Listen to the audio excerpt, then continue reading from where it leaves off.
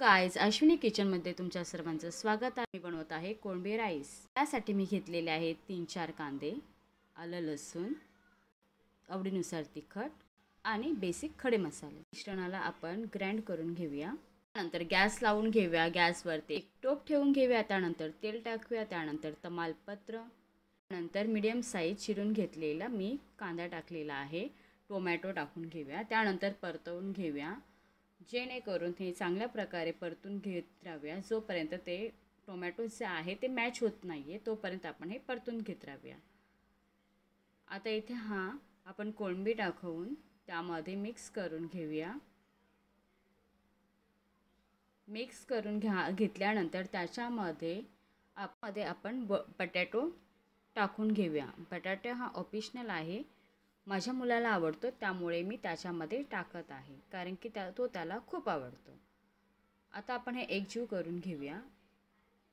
एकजीव झाल्यानंतर त्यामध्ये आपण वाटण केलेला जो मसाला आहे तो आपण मिक्स करून त्याला पुन्हा आपण एकजीव होईपर्यंत आपण त्याला हलवत राहणार आहोत, जोपर्यंत तो एकदम चांगला मॅच होत नाही आहे तोपर्यंत आपण त्याला हलवत राहूयात।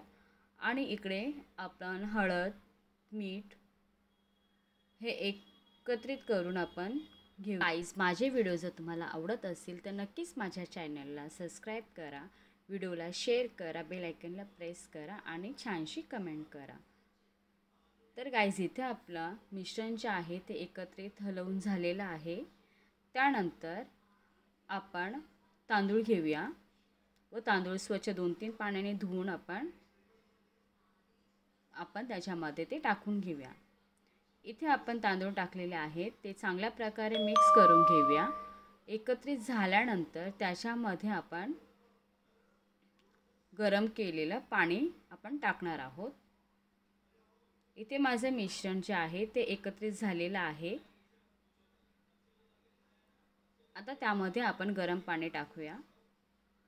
गरम पाणी टाकल्यानंतर आपल्याला हे चांगलं थोडंसं उकळी आल्यानंतर आपण त्याच्यावरती झाकण ठेवून हे मिनटं हाय फ्लेमवरती ठेवूया। त्यानंतर 10 ते 15 मिनटं आपण लो फ्लेमवरती ठेवून घेणार आहोत।